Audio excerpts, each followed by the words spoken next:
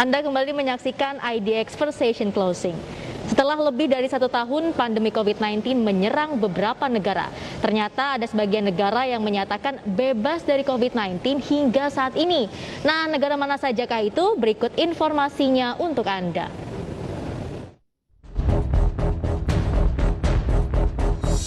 Sejumlah negara menghadapi gelombang baru virus COVID-19 yang jauh lebih buruk dari sebelumnya, seperti terjadi di India dan di Indonesia beberapa waktu lalu. Namun di belahan dunia lain, beberapa negara berhasil mencegah pandemi COVID-19 sampai saat ini. Sebagian besar dari negara itu merupakan pulau-pulau di Samudra Pasifik dan Atlantik yang hanya berbatasan dengan laut. Berikut beberapa negara yang tidak melaporkan kasus COVID-19 dikutip dari US News. Yang pertama adalah Kepulauan Cook.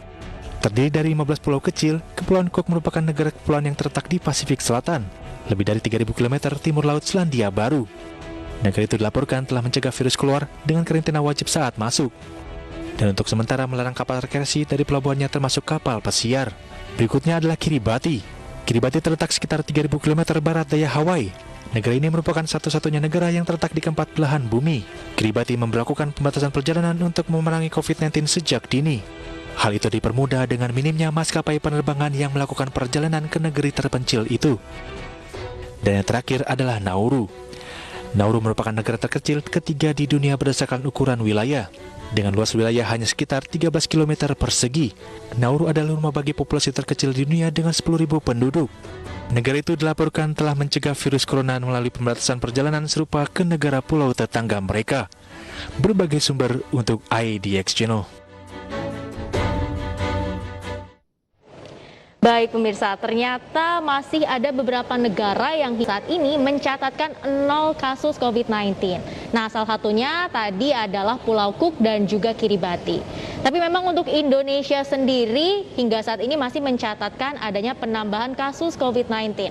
Tapi meskipun nih di Indonesia masih ada penambahan kasus COVID-19, untuk kurvanya sendiri sudah mulai melandai dan juga penambahan hariannya sudah mulai berkurang. Ini tergambar dari data pada 12 September 2021 lalu yang menyatakan bahwa positivity rate di Indonesia ini telah mencapai 3,05%. Bahkan itu sudah jauh ya di bawah standar WHO yang sekitar 5%. Tapi sekitar lebih dari 1 tahun pandemi COVID-19 ada di Indonesia memang merubah banyak hal ya, mulai dari kehidupan ekonomi hingga sosial. Contohnya sekarang nih kita kalau mau kemana-mana, kalau mau pergi kemanapun harus pakai masker. Kemudian juga kita jadi lebih aware atau lebih sadar ya dengan kesehatan dan juga kebersihan. Contohnya saya setiap kemana-mana selalu membawa hand sanitizer dan setelah melakukan aktivitas apapun saya selalu mencuci tangan. Tapi memang kadang-kadang kalau saya lagi pergi ke satu tempat umum kemudian berdampingan dengan orang yang tidak dikenal, ini kadang-kadang saya agak worry juga sih. Di dalam pikiran saya ya, ini orang bersih nggak ya, ini orang bebas dari COVID-19 nggak ya. Tapi memang ada banyak hal lah yang berubah ya ketika pandemi COVID-19 ini masuk ke Indonesia dan juga berbagai negara lainnya. Tapi setelah lebih dari satu tahun nih COVID-19, kira-kira pemirsa pernah nggak sih berpikiran kapan ya kita akan lepas masker, kapan ya COVID-19 ini akan hilang dari Indonesia dan juga dari negara-negara lainnya. Tapi daripada sibuk mikirin kapan COVID-19 hilang, kapan kita nggak pakai masker lagi, lebih baik kita siap-siap deh hidup berdampingan dengan COVID-19. Karena ternyata pemerintah saja menyatakan bahwa saat ini pemerintah sedang menyusun strategi untuk transisi ya dari pandemi COVID-19 menjadi endemi COVID-19. Dan Presiden Joko Widodo saja menyatakan ya bahwa virus COVID-19 ini tidak akan hilang pemirsa. Jadi bukannya sibuk kita mikirin kapan nggak pakai masker, kapan kita bisa bebas lagi gitu ya, kalau jalan-jalan nggak usah worry nih kayak dulu lagi.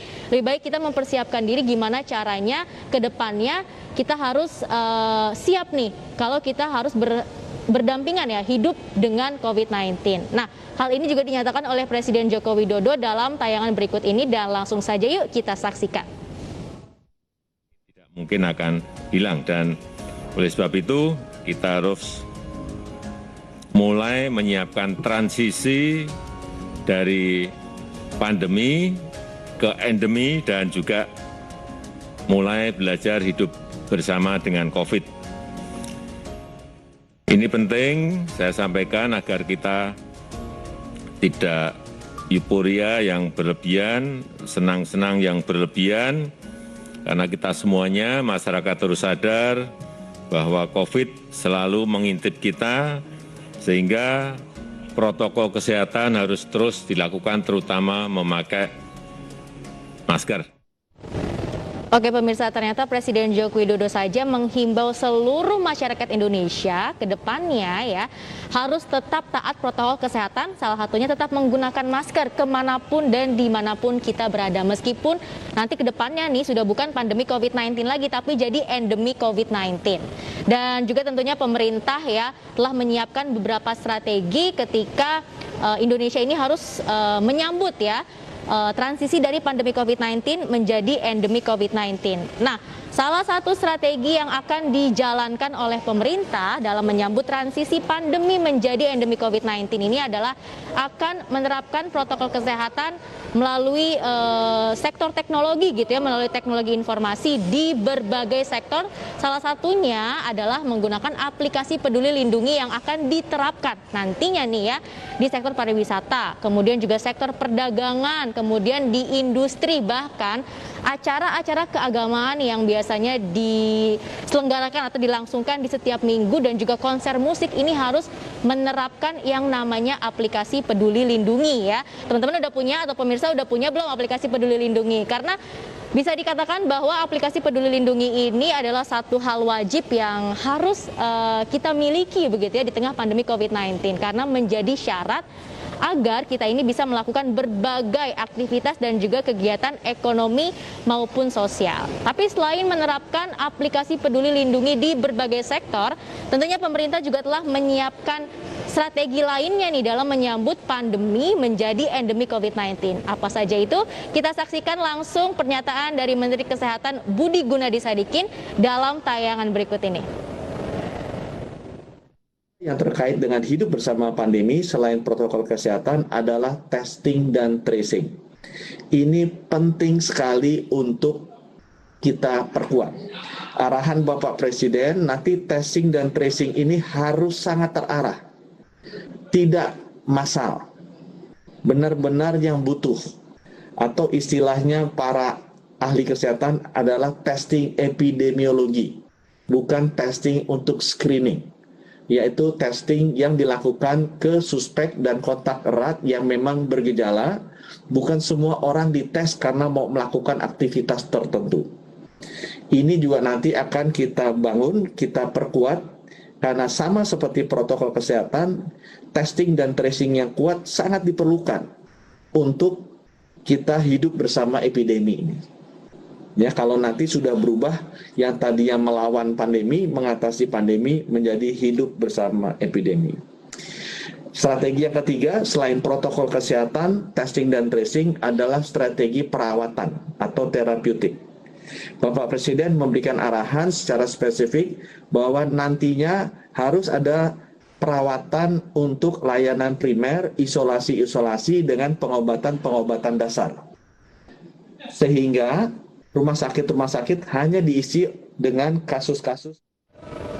Nah pemirsa, tentunya strategi-strategi yang telah direncanakan dan akan diterapkan oleh pemerintah ke depannya tujuannya untuk menyeimbangkan kehidupan sosial dan juga ekonomi masyarakat di tengah endemi COVID-19.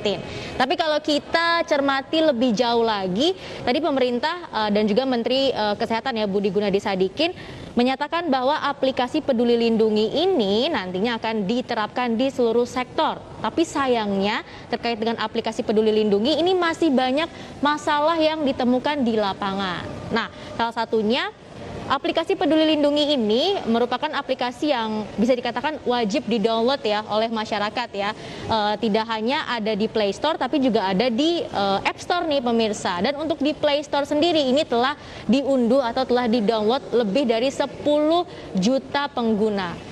Tapi sayangnya karena terlalu banyak yang mengunduh atau mendownload ya, akhirnya ini aplikasinya jadi sering hang nih pemirsa. Bahkan rata-rata pengguna atau masyarakat ya yang menggunakan aplikasi Peduli Lindungi ini memberikan rating ini hanya sekitar bintang 1 ataupun bintang 2, nggak lebih dari itu. Karena saking banyaknya pengguna, aplikasinya memang jadi suka error. Nah itu adalah salah satu hal yang banyak dikeluhkan oleh masyarakat. Kemudian banyak juga masyarakat yang menemukan masalah ketika menggunakan aplikasi Peduli Lindungi. Ini data vaksin yang muncul, ini masih suka error nih pemirsa, dan saya juga pernah mengalami hal tersebut.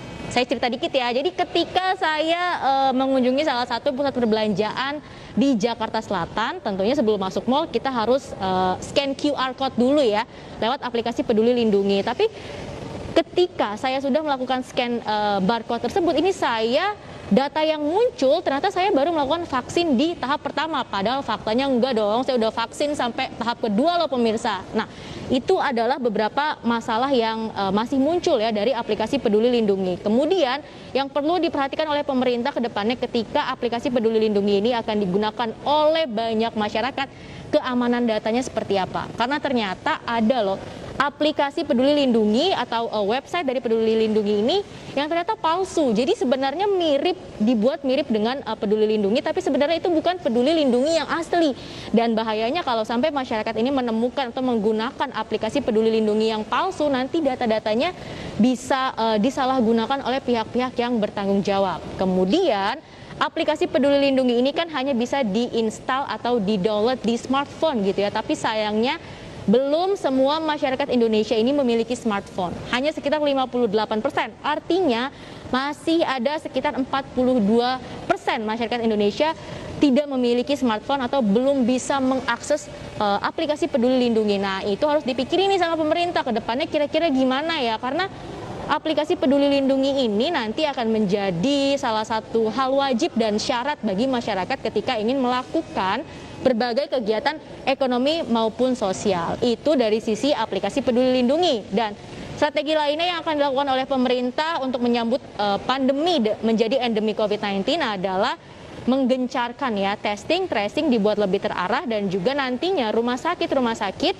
ini hanya diperuntukkan bagi pasien dengan gejala berat. Jadi untuk pasien yang OTG, gejala ringan ini tidak akan ditempatkan di rumah sakit yang ada di Indonesia. Tapi tentunya di balik semua strategi yang sudah direncanakan dan akan diterapkan oleh pemerintah, jangan lupa pemerintah juga harus menyiapkan biaya-biaya untuk mendukung ya strategi tersebut dalam menyambut endemi COVID-19.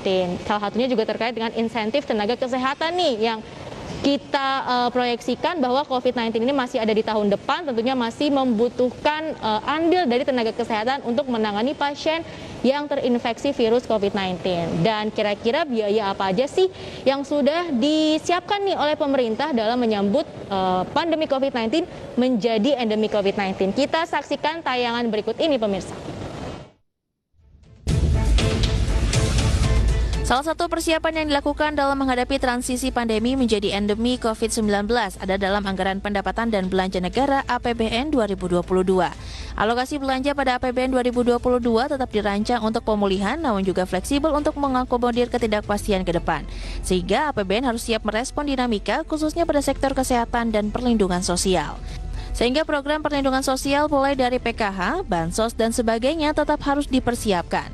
Hal tersebut membuat APBN dalam konteks endemi harus tetap fleksibel dan harus tetap responsif.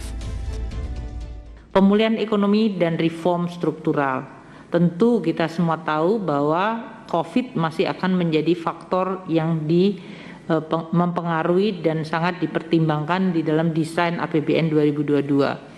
Jadi dalam tahun 2022 masih ada anggaran yang cukup signifikan untuk pengendalian kasus COVID dan vaksinasi yang dilanjutkan. Kemudian kita juga akan membuat skema tahun 2022 di mana refocusing atau realokasi akan dilakukan secara otomatis sehingga diharapkan tidak menimbulkan disruption kalau sampai terjadi COVID-nya melonjak lagi seperti yang terjadi pada varian Delta. Kita berharap itu tidak terjadi, tapi tetap APBN harus menyiapkan kalau sampai hal-hal yang tidak dikehendaki terjadi tahun 2022.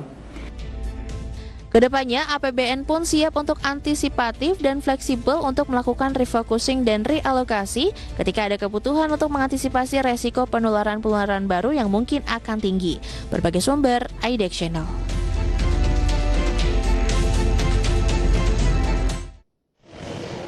Ya pemirsa, ternyata persiapan dari pemerintah dalam menyambut transisi ya pandemi COVID-19 menjadi endemi COVID-19 ini ada di dalam APBN 2022, RAPBN 2022 yang nantinya APBN kita ini akan dibuat lebih fleksibel ya, kemudian juga akan dilakukan realokasi karena takutnya di tahun 2022 nanti ini akan ada muncul virus varian yang baru ya dari COVID-19 bermutasi lagi, jadi APBN kita juga harus siap nih, salah satunya adalah terus menjalankan perlindungan sosial bagi masyarakat yang terdampak virus COVID-19. Tadi hampir saya mau ngomong pandemi COVID-19 karena kedepannya ini akan jadi namanya endemi COVID-19. Dan tentunya kita sebagai masyarakat juga harus selalu taat protokol kesehatan ya dimanapun kita berada. Salah satunya adalah jangan lupa untuk menggunakan masker. Nah, untuk penggunaan masker yang benar ini adalah menurut standar WHO nih. Di bagian dalam kita pakai 2 lapis ya. Di bagian dalam kita menggunakan masker medis terlebih dahulu, di bagian luarnya kita menggunakan masker kain. Jadi dilapis ya, yang dalam masker medis, yang luar masker kain. Jangan dua-duanya masker kain atau jangan dua-duanya masker medis. Nah, itulah standar yang diterapkan oleh WHO. Semoga kedepannya apa yang telah direncanakan oleh pemerintah ini bisa berjalan lancar dan kita juga semakin siap ya dalam menyambut transisi dari pandemi COVID-19 menjadi endemi COVID-19. Dan pemirsa, tetaplah bersama kami karena sesaat lagi IDX First Station Closing akan segera kembali di segmen IDX Statement.